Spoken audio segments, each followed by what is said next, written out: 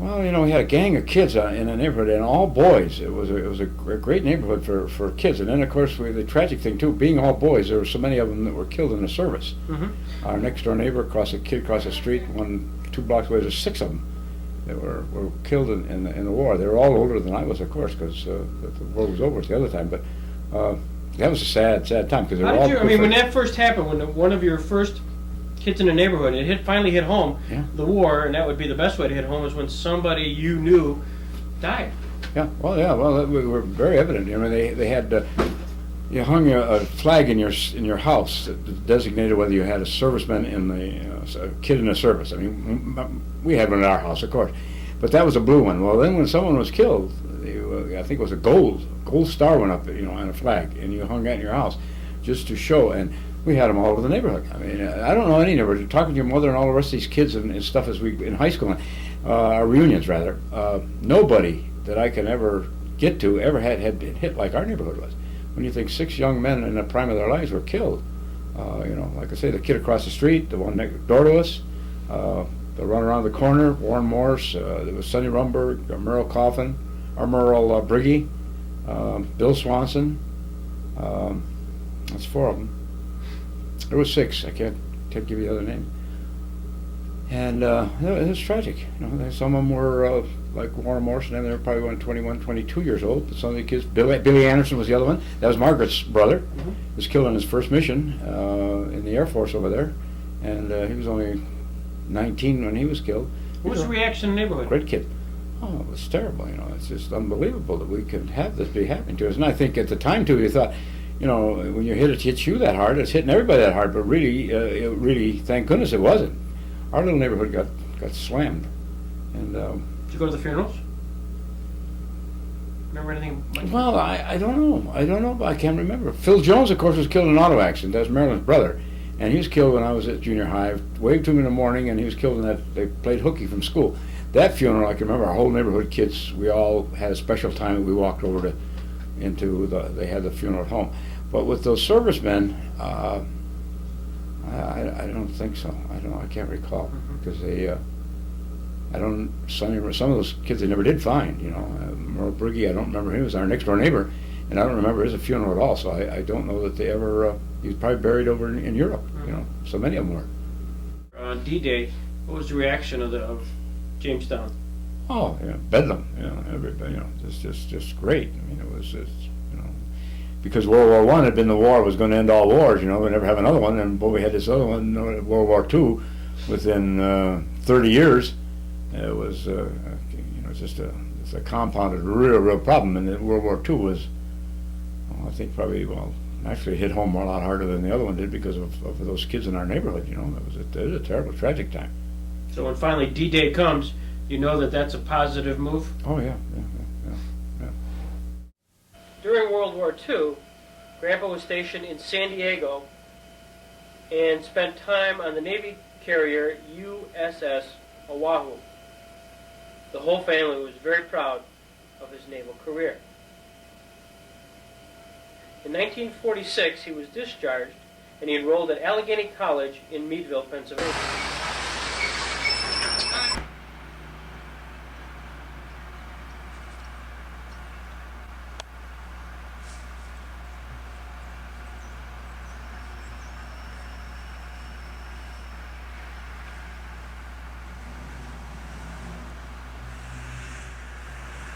Think, Marty, how many years has it been? Well, Greg, we went to the base commander's office and we found out that it's a little known fact, but Hitler and Mussolini and the Japanese were going to attack Long Beach, California. In fact, they were going to come right through that point. You see that little inlet there? Yep. Right off where that ship is. They were going to come in here in force, and they were going to attack California and little by little work their way east to take over the whole United States. And there's only one thing that, and Hitler and Mussolini had stocked a lot of gear in the Pacific Islands, and they were ready to make their move. Along about 1945, they were going to make their move. It was kind of a last-ditch attempt on their part. There's only one thing that kept them from attacking Long Beach, California, and that's when they learned that Lyle Peterson of Jamestown, New York, was stationed here.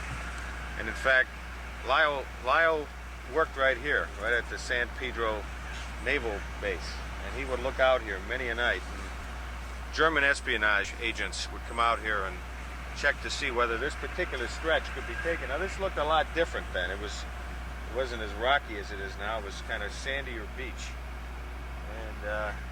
and Lyle Peterson would come out here and stand by the hour, looking out over the Pacific. And those espionage agents, seeing Lyle here, knew that America was awake. And in fact, several attempts were made on Lyle Peterson's life to try to knock him off, so that they could attack. Several evenings he met German agents who tried to get him to drink himself to death.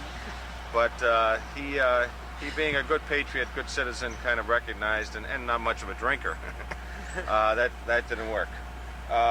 One time they left some. They smeared the grass here with some poison, hoping that it would come in through Lyle's shoes and thereby knock him off. But that didn't work either, because Lyle always wore 2 pair of socks. So, in any event, this is it. You can see some of the World War II relics here. It's quite a beautiful sight. And thank God for Lyle Peterson and people like him who kept America free and strong during those dark days of World War II. It brings a tear to your eye. Brings a tear to my eye just thinking of it. And all this is, for the sake of Lyle's grandchildren, we want to point out this has all been confirmed at the base commander's office. And there's only one reason Lyle hasn't heard about all this, is it turns out there's so many Petersons in the United States. They've been searching for Lyle for years, since the end of World War II. They want to award him all sorts of medals, and the British and the French, everybody want to give him medals, but there's so many damn Petersons in the United States, they couldn't find them. And in fact, they thought with a first name like Lyle, he must have been a woman. So Lyle, we got everything straightened out, and we're bringing the medals home.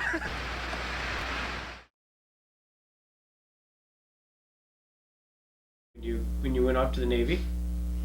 Yeah. Now, when did you go off the Navy? You enlisted in May of '45. When did you actually ship out? I think it was either the end of August or September. When you enlisted, or actually shipped out, had the bomb been dropped at that point? Yes. The bomb had been dropped before we got to Great Lakes. Yeah. That must have been big news. Oh yeah, sure. We were home at the time that happened. I was still here. In fact, we were playing baseball up at Washington Junior High when we heard this the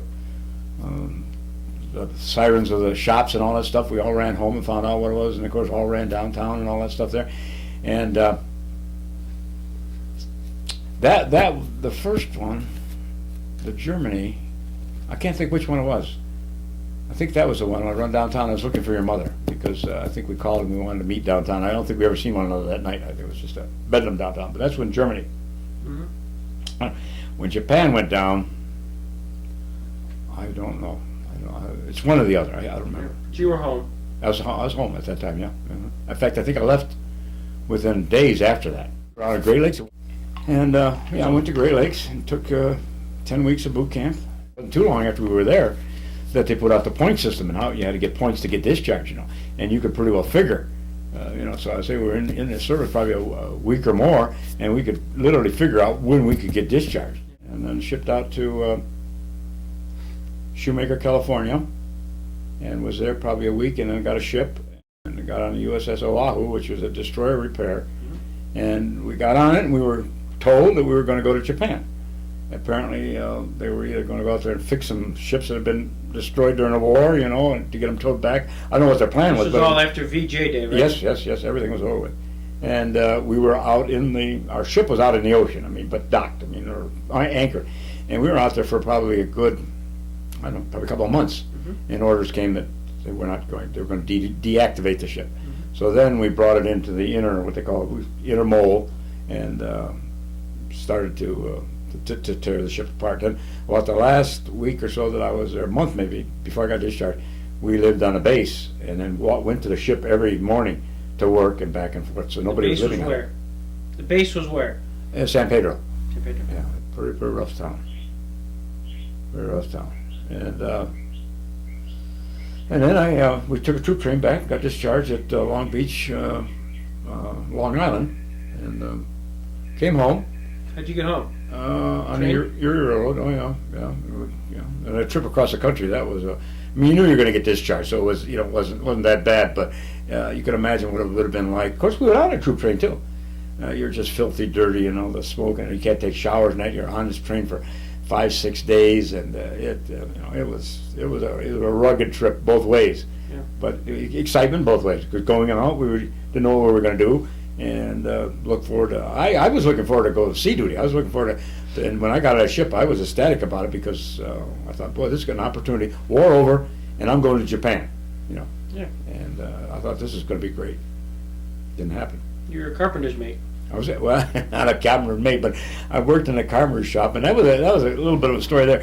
They had an opening. They posted out there that, and the guy that was in the carpenter's shop, Jim Conway, and I got to know him, and he had the world's best racket, and they posted that he needed a helper because we were doing making boxes to ship stuff for the officers and stuff home and all that stuff. It wasn't really much to do with the ship itself, but they needed help in there. So I went to Lieutenant Tucker. I'll never forget the guy. He was an old Mustang too, and a rough, tough son of a gun, And went up to him and gave him the salute and walked in. And I said I wanted to apply. First, I'd taken my test for Seaman First Class. That's it, and I zipped it, And he was impressed with that. He says, in fact, he's the guy that told me I should make the Navy a career. I said, no, wait. I said, I'll get out of this thing as quick as I can. And he didn't appreciate that. But I came into him and I said, you got an opening in a carpenter shop. He says, well, what do you know about carpentry? I said, well, Lieutenant Tucker, I said, have you heard of Jamestown, New York? He said, yeah. I said, I have. This was a lucky thing. Mm-hmm. And I said, do you know that that's the furniture capital of America? He said, yeah. He said, I do know that. I said, well, I'm from Jamestown, New York. He said, you got the job. And I didn't know squat about carpenter work. But he just, I think, I don't know, maybe just the fact if you come up with a story like that or something like that, you got the job. And so I put me in carpenter, and that was good because then we'd sleep in the carpenter shop. I didn't sleep down the hole with all these bunks. We had bunk 6 high, you crawl into at night and all that stuff there. Conway, and we could go down at breakfast when we really kind of wanted to. It was a great job. And then you take tools in your hand, and anywhere you go on a ship, as long as you had some tools in your hand, and you could. I used to take a sun bath every now and then up in one of the cowings that they had on the ship, and you could hear anybody coming walking up metal steps. So if somebody coming up, you had time to get your tool out and monkey around. The warning was there. Nobody could sneak up on you, and we got to know the ensign on there. He became a navigation officer, poor kid, and he was a 90-day wonder. And when they came back from out of Anahuac is where the ship came out of. That's where they experimented with the bomb and where Phil was, and Oahu came out of there. And they hadn't been out of Anahuac more than about a day, and this kid was made the navigator because they discharged people, so the war was over, and they were lost. And they brought him into the captain's thing, and just raked him over. And he said, well, I want to tell you guys, the head officer, he says, I was a soda jerk until this Navy got a hold of me, and in 90 days they put these things on me, And he says, I really don't know my job, and he really didn't. And he related the story to us, and he got the ship lost, but the poor kid wasn't his problem. He was forced into a job that he didn't know anything about. But the ship got to San Pedro anyway, and I got discharged real late because for some reason that ship that I was on wouldn't let me go. I mean, I never did know why. But Itch and all those kids that went in even after I did, was all enlisted at the same time. But Itch, he got called a month after I did, and got home a month or more before I did. All of them were home when I got here. I don't know why, but I didn't get out like I thought I should get out. Now, when you came home, you come over to the station. Did your mom and dad know you were coming? So was I talked to them by phone. Yeah, and I can't. I think Dad picked me up down the station. And I remember I went up and saw your mother that very night, and we were sitting on the sofa in Lundstein, Major Lundstein. That would be the Salvation Army. It was Etty's father. They were there, and of course he wanted to talk to me. And he was a sports enthusiast too, so we had to comment. And here's Gladys and I, and we hadn't really, connected at all or anything like that. And finally, old CS said, he says, we should all go to bed now and leave the young people alone, you know. Good old CS. You get old CS, so he understood things.